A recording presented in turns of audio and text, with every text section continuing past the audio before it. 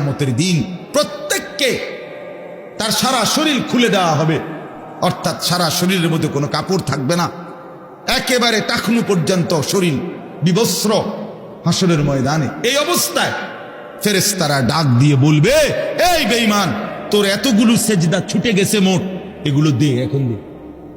ওয়ায়ুদআউনা ইলা সুজুদ, প্রত্যেক নাফরমান পাপীকে বলা হবে সেজদা দিতে। কি দিতে? ফালা ইয়াস্তাতিউন। আল্লাহ বলেন, লক্ষ কোটিবার চেষ্টা করেও একটা নাফরমান একটি সেজদাও আর হাসরের ময়দানে দিতে পারবে না। খাশিয়াতান আবসারুহুম, আল্লাহ বলে সেদিন চোখ নিচের দিকে নামায়া দাঁড়াইয়া থাকবে, তার হাকুহুম জিল্লা, চূড়ান্ত লাঞ্ছনা, বেইজ্জতি, অপমান তার কপালে জুটবে। ফেরেশতা শুধু লাথি দিবে, লাথি। ইয়াসলাহা মাদমুমান মাদহুরা, কোরআন শরীফ আল্লাহ বলছে নাফরমান পাপীকে ফেরেশতা ধাক্কা দিতে দিতে বেইজ্জতি করতে করতে জাহান্নামের দিকে ফেলে দিবে। হাঁটাইয়া নিবে না ভদ্রচিত ভাবে, না না, লাথির লগে নিবে, লাথি। লাথি দিতে দিতে জাহান্নামে নিয়ে যাবে। কোন বেঈমান যদি, নাফরমান যদি বলে ফেরেশতাকে, ভাই সাহেব হাঁটাইয়া নেন, ফেরেশতা বলবে না, মালিকের নির্দেশ হলো তোমার লাথি দিতে দিতে নেন, বেইজ্জতি করতে করতে নেন, চলো এমনিই চলো, হাঁটার সিস্টেম নাই। এই জন্য চলো ভাইয়া।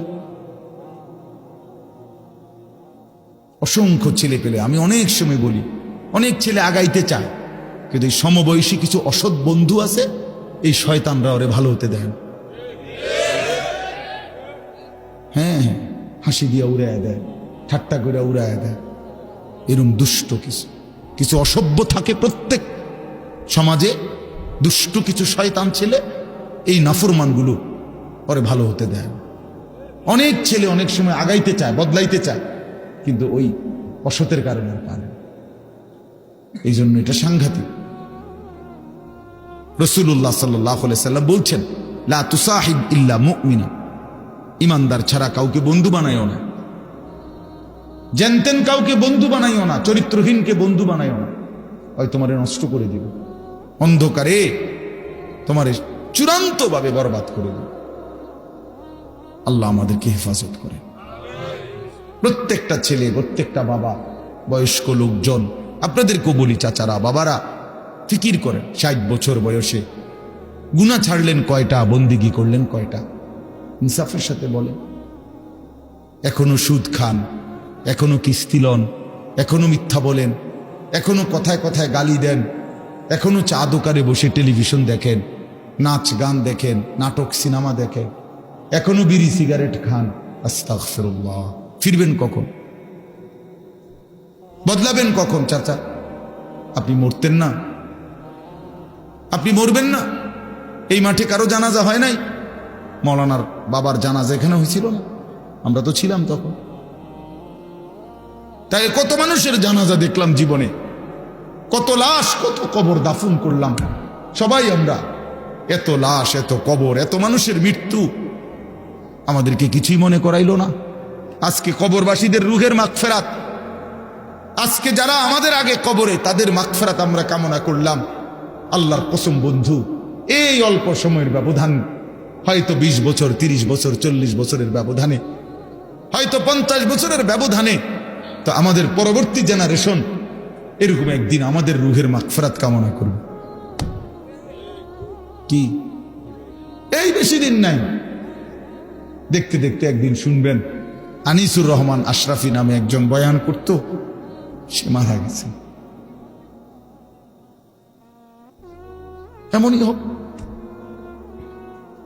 এমনই হবে।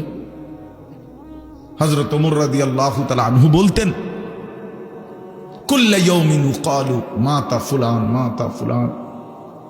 প্রতিদিন ঘোষণা হয় আজ অমুক মরলো, অমুক মরলো। ওয়ালা বুদ্দা মিন ইয়াউমিন ইউকালু মাতা উমর। তিনি বলতেন, শোনো, অচিরেই একদিন ঘোষণা হবে আজ ওমরের মৃত্যু হলো, আজ ওমরের মৃত্যু হলো। এজন্য মৃত্যু নিশ্চিত, চলে যাব আমরা, এটাই নিশ্চিত। আল্লাহ তাআলা আমাদেরকে অনস্তিত্ব থেকে মানুষ বানিয়েছেন। আমরা কিছুই ছিলাম না, আমাদের কোনো নামধাম ছিল না, আমাদের কোনো পরিচয় ছিল না, আমাদের ব্যাপারে কারো কাছে কোনো আলোচনা ছিল না। যেদিন আল্লাহ তাআলা দয়া করে আমাদেরকে মায়ের পেট থেকে জীবিত বের করলেন, সেই থেকে পৃথিবীবাসী আমাদেরকে দেখলো, সবাই আমাদের দেখলো, জানলো, চিনলো, কোলে নিল, আদর করলো, চুমা দিল, পৃথিবীতে আমাদের নাম আলোচনা হইল। তার আগে লম্বা সময় আমরা আলোচনাহীন ছিলাম, শুধু আল্লাহই জানতেন, শুধু আল্লাহই জানেন। প্রত্যেকটা মানুষকে আল্লাহ তাআলা, এই আয়াত আমি যেটা পড়ছি এবার এটাই বলবো, আমি কথাটা শুধু বুঝাই কইতেছি, তাইলে মিলে যাবে, কথা শেষ। আমরা যারা মানুষ এখানে, আমাদেরকে আল্লাহ তাআলা 7টি ধাপে সৃষ্টি করেছেন। কয়টা স্তরে? 7 ধাপে, 7 স্তরে। প্রথম মাটি, এরপরে বীর্যের ফুটা, 3 নম্বরে রক্ত, জমাট রক্ত, ওই যে কলজার মতো যে রক্ত, এই জমাট রক্ত। 4 নম্বরে গোশতের টুকরা। 5 নম্বরে হাড্ডির একটা খাঁচা, কঙ্কাল। 6 নম্বরে ওই হাড়ের উপরে গোশতের আবরণ, এই গোশত দিয়ে সাজায় দেওয়া। 7 নম্বরে রূহ দিয়ে মায়ের পেট থেকে বের করা। কয়টা হইল? মাটি, বীর্যের ফুটা, জমাট রক্ত, গোশতের টুকরা, হাড়ের কঙ্কাল, গোশতের আবরণ, রূহ ফুঁকে দিয়ে মানুষ হিসাবে বের করা। ওয়ালাকাদ খালাকনাল ইনসানা মিন সুলালাতিন মিন তিন। এখান থেকে শুরু হয়েছে, আল্লাহ বলছেন 7 ধাপ। এখন শুনেন, এই যে মাটি যেখান থেকে আল্লাহ তাআলা আমাদেরকে সৃষ্টি করেছেন, এই মাটি প্রথমত পৃথিবীর কোথায় ছিল? আমার দেহের মাটি কেউ জানেন? 2 নম্বরে সরাসরি মাটি থেকে বীর্যের ফোঁটা না, মাটি থেকে রব্বুল আলামিন অগণিত খাবার উৎপন্ন করেছেন। সেই খাবারগুলো আমার বাবা বক্ষণ করেছে, সেই খাবার, বক্ষণকৃত খাবার থেকে আমার বাবার শরীরে বীর্যের ফোঁটা তৈরি হয়েছে। বাবা মায়ের মিলনের মাধ্যমে উভয়ের বীর্যের ফোঁটা নির্দিষ্ট রেহেমের মধ্যে একত্রিত হয়েছে। সেখান থেকে ধীরে ধীরে আল্লাহ তাআলা ওই 7টি ধাপে আমাদেরকে মানুষ হিসাবে মায়ের পেট থেকে বের করেছে।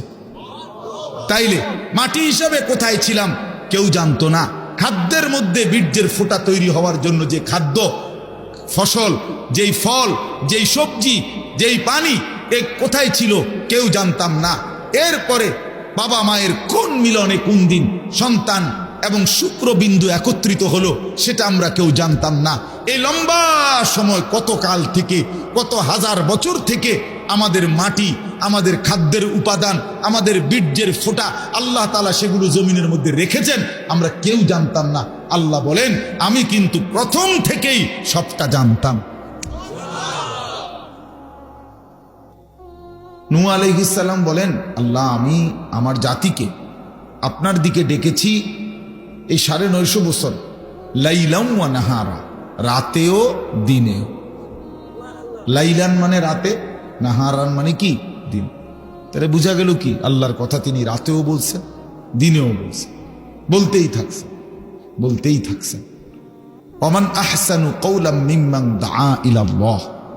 আল্লাহ তাআলা বলেন, যে মানুষকে আল্লাহর দিকে ডাকে, আল্লাহর দিকে ডাকে, আখিরাতের দিকে ডাকে, পরকালের মুক্তির দিকে ডাকে, জাহান্নামের আযাব থেকে বাঁচাইবার জন্য বলে, আখিরাতের কথা বলে, আল্লাহর দিকে ডাকে, আহ্বান করে, আল্লাহ তাআলা বলেন সেই ব্যক্তির কথাই সবচাইতে উত্তম। তাহলে আল্লাহর দিকে যে ডাকে এমন সকলেই উত্তম, সবাই প্রধান বক্তা, সবাই আহসান, সকলেই সর্বোত্তম। এজন্য এটা খুব জরুরি যে আপনার এলাকার হুজুর, আপনাকে বাড়ির হুজুর, আপনাদের গ্রামের হুজুর, আপনাদের মসজিদের ইমাম সাহেব, উনি বললে আপনি কদর করবেন না, আর ওই দূর থেকে কেউ আইসা বললে আপনি কদর করবেন, এটা ইনসাফ না, এটা উচিত না।